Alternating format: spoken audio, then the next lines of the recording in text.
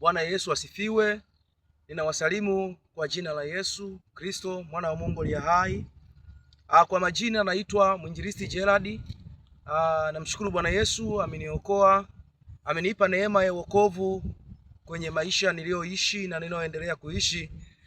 Ninapenda kushiriki maneno ya Mungu kwa ufupi na nyinyi tujifunze kwa habari ya mtu mmoja aliyekuwa anakaa makaburini, na tunaona maandiko yanazungumza kwa kwamba unajua, kwa hali ya sasa mtu anayekaa makaburini kwa mazingira ya kawaida lazima mtu ashangae. Kwa hiyo tunajifunza kidogo maneno ya Mungu kwenye kile kitabu cha Marko sura ya 5 mstari wa Marko sura ya 5 mstari wa kwanza. Tutayasoma kidogo kidogo.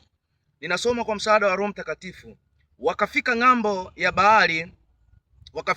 ya bahari, walipokwisha kushuka chomboni, mara alikutana na mtu ambaye ametoka makaburini, mwenye pepo mchafu. Makao yake alikuwa pale makaburini, wala hakuna mtu yeyote aliyeweza sasa kumfunga tena hata kwa minyororo.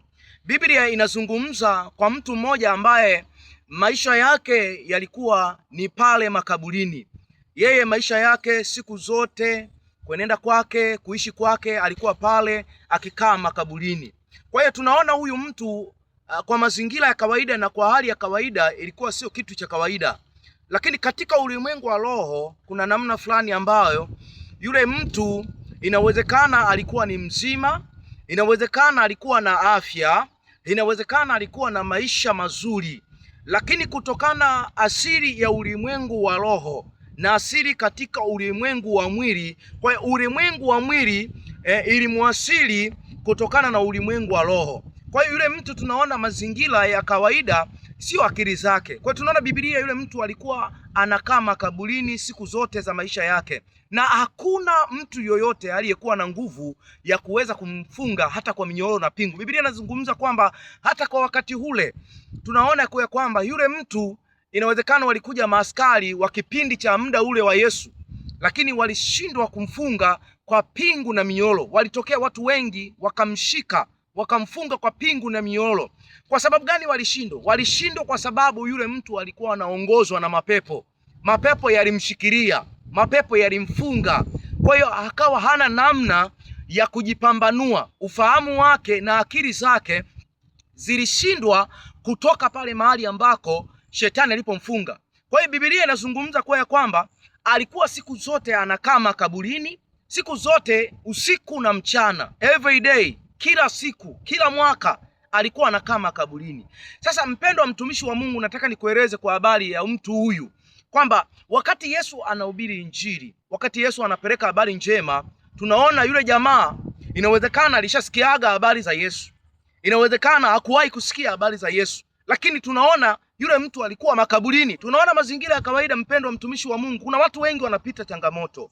Unapoongea na wewe kwenye hii clip, ninapoongea na wewe kwenye hii YouTube, mpendwa mtumishi wa Mungu unayetazama leo, kwamba maisha yetu tunamhitaji huyu Yesu. Maisha yetu na kutembea kwetu tunamhitaji huyu Kristo.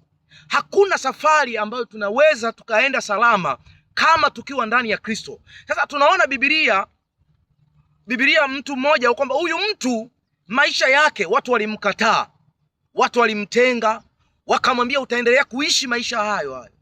Wakamwambia kwamba utaendelea kuishi na jamii ya wenzio ambao wako huko. Lakini tunaona maandiko yanazungumza katika ulimwengu wa roho ni asili tofauti na ulimwengu wa roho ni asili tofauti. Sasa namna gani? Kuna aina mbili, kwamba ulimwengu wa roho unaweza ukaona unatembea. Katika ulimwengu wa roho wa mwili unaweza ukaona unakula. Katika ulimwengu wa mwili unaweza ukaona unafanya vitu, unafanya biashara, unafanya kile kitu ambacho unajua kabisa kwamba mimi naweza nikafanya na maisha yangu akaenda. Lakini ujue kwa kwamba katika ulimwengu wa roho shetani yupo, na ulimwengu wa roho shetani anaharibu, anavunja na kuua. Kwa hiyo tunaona namna gani kwamba huyu mtu wakati anaendelea siku zote za maisha pale makaburini, tunaona watu wengi walimkataa, wakamtenga, wakamwambia utaendelea kuishi maisha hayo. Wakamwambia utaendelea kukaa makaburini mpaka hatima yako ya kufa ifike. Lakini tunaona mwanaume mmoja Yesu, wakati anapita anaenda ng'ambo ya pili kuzipeleka habari njema.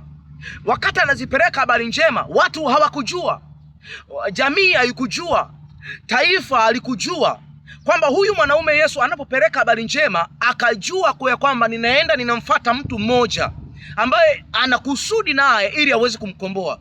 Mpendwa mtumishi wa Mungu unayetazama klipu hii, ninatamani sana tujifunze pamoja kwa habari ya maisha yako, namna ambavyo unaishi. Inawezekana unapita kwenye changamoto,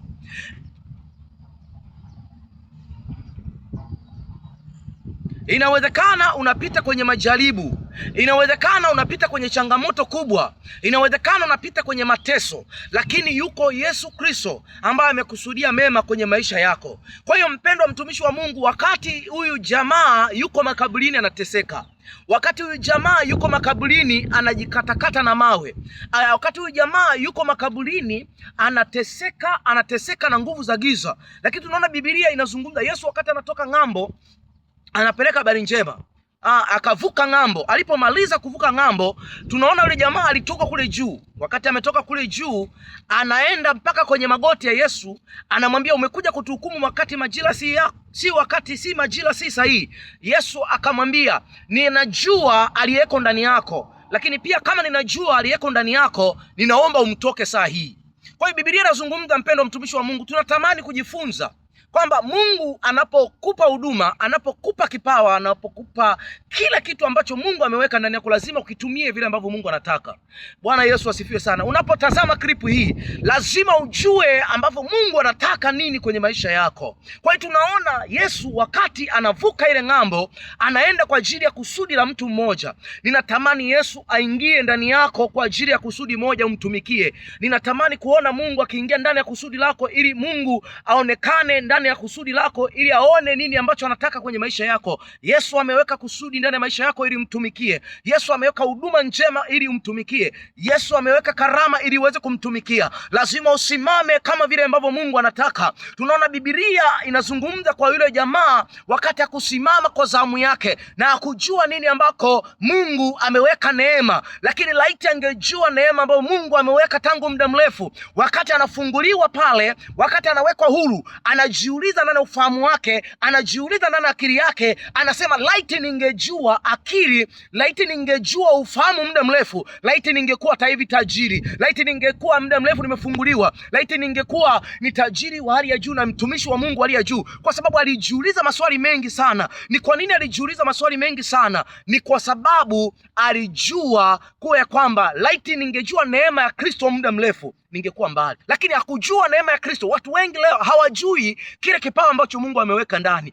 Watu wengi leo hawajui ile huduma ambayo Mungu ameweka ndani. Watu wengi leo hawajui ile karama ambayo Mungu ameweka ndani. Nataka nitangaze mchana wa leo, iko neema ya Kristo kwenye maisha yako. Ninapotuma video hii na klipu hii YouTube, lazima ujue maisha yako unaongozwa na nani. Lazima ujue maisha yako ni nani anayekuongoza. Je, maisha yako unaongozwa na shetani? Je, maisha yako unaongozwa na Roho Mtakatifu? Lazima ujue upande wa pili kwamba Mungu yupo anakusudia na wewe, lakini ujue kwamba upande wa pili yuko shetani anakusudi na wewe. Na kwa hiyo lazima ufahamu wako ujue, lazima akili yako ijue, lazima akili yako ipambanue kwamba lazima yuko Yesu Kristo anayeweza kwenye maisha yako. Ninatangaza mchana wa leo, iko neema ya Kristo. Yuko Yesu Kristo anayeweza kwenye hatima yako. Yuko Yesu Kristo anayeweza kwenye kusudi lako. Hata kama umepita changamoto, hata kama wamekuchimbia makaburi, hata kama wamekuchimbia wamekwambia utakufa, nataka nitangaze katika jina la Yesu Kristo, iko neema ya Kristo kwenye maisha yako. Ninatangaza kama mtumishi wa Mungu mwinjilisti,